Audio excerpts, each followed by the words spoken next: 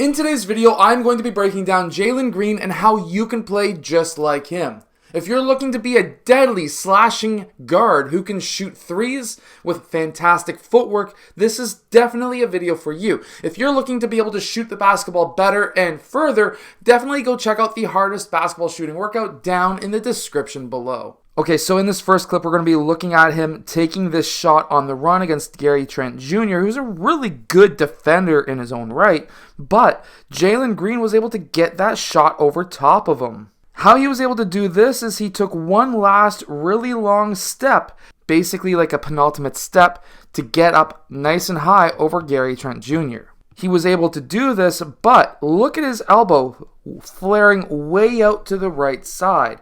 You want your shoulder and elbow to be in line with the rim, and how he does this is by kicking that right leg out so that now he can get that shoulder and elbow in line with the rim. If you're turning to your left side and you are a right-handed player, this is not the easiest shot ever. This is a very difficult shot, but if you can kick your right leg out to be able to get your right side in line, you can have a very accurate shot. Here he's coming off of a screen going towards his left side, and this is what you would like to do preferably as a right-handed shooter.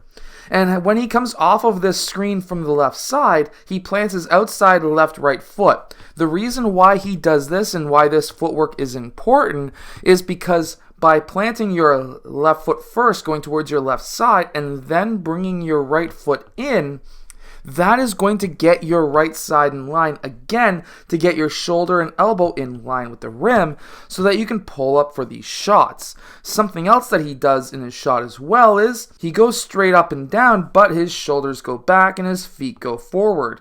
This is actually a tactic that many good shooters use to get extra added distance to their shot. On fast break baskets, what he does is he spaces the floor extremely well. Look at how long the steps he is taking to get down the court. See, if you're running down court fast, you don't want to take a lot of fast, short steps. You want to take a very few large steps.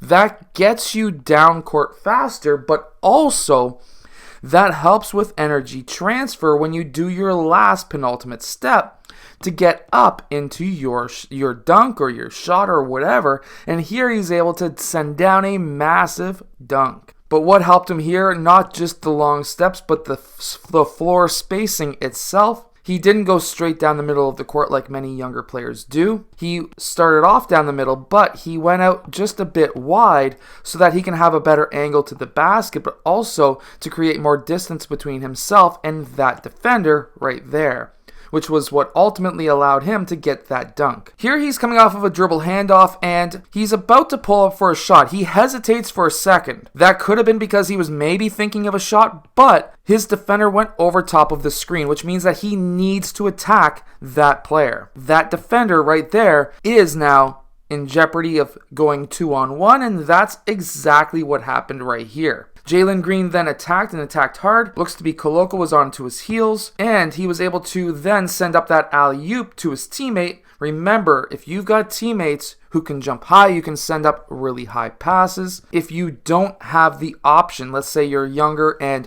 you don't have the ability for your teammate to throw down a massive dunk, you can send passes between those two right there.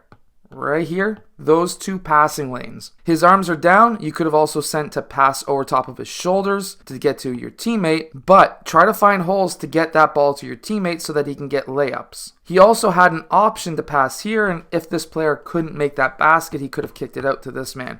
But the whole idea here is, of course, your man going over top of the screen, you need to attack to go 2-on-1 on the hedge man. Anytime that you attack a zone, something for you to keep in your mind is if you attack down the middle and you've got teammates along the baseline, you're going to be drawing up multiple defenders, where the easiest thing for you to do is not to shoot it, but to dish it off to your teammates who are underneath the basket. So if you're attacking against a zone, be pass first. That is my biggest tip for the day, is if you are playing up against a 2-3 zone and you can get that ball into the paint, then guess what? You're going to be very deadly because now you have collapsed that defense because nobody wants you in the key, so you can kick it out to other players so that, of course, you can get those easy baskets. Jalen Green is also very good at swinging the ball fast. I'm going to give you a little bit of a tip, where if the ball is on this wing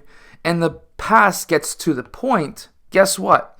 If there's a wing to point pass, if you are that point player, in this case Jalen Green, you need to swing it to the other side quickly. Whether you're going against a zone or a man, it doesn't matter. The reason being is because by swinging the ball from one side to the other side of the court, you're now creating a lot of different holes for you to attack that defense. And that's why you want to swing that ball around quickly around the perimeter. Something else that he does extremely well is when he's attacking a screen or using a screen. Now, this screen left a bit too early for him to be able to use it perfectly, but he was still able to get his defender in jail behind him, because when the defender is behind you, there is not a ton of things that they can do, especially if they don't know how to play defense from behind. Gary Trent Jr. is actually really good at doing that. However, here he's able to collapse that defense once again, getting into the key, kicking it out for a 3-point shot. Again, floor spacing is very important, and he's able to do that. Remember what I mentioned earlier, wing to point passes, swing it to the opposite wing, and look at that, he gets a wide open 3. Swinging the ball around the perimeter is so important. Here he comes off of a staggered screen off of horns. This is actually a play that we run with my U14 team, and he comes off of this staggered screen in horns and the other side clears out. This is actually, again, a fantastic play if you're a coach, but coming off of that staggered screen, he attacks hard. And then when he attacks, he gets 3 players on him. Yes, he could have kicked it out for a corner 3 on the opposite side, but look at what he does here. He gets his body into the player who is coming over and trying to cut off his lane to the basket. By getting his body into that player, he can draw fouls, which he never did, but he could at the youth level, and most times if he had a bigger name in the NBA, or if the referees actually respected him more, he'd probably get that call. For example, if he was LeBron, he'd probably get that call every day. I hope that this video has helped you. Make sure to go check out my hardest basketball shooting workout down in the description below. And if you're a coach looking for a quick offense, make sure to go check out my 5-out complete guide down below as well. I'll see you guys again next time. Hit that like button and subscribe.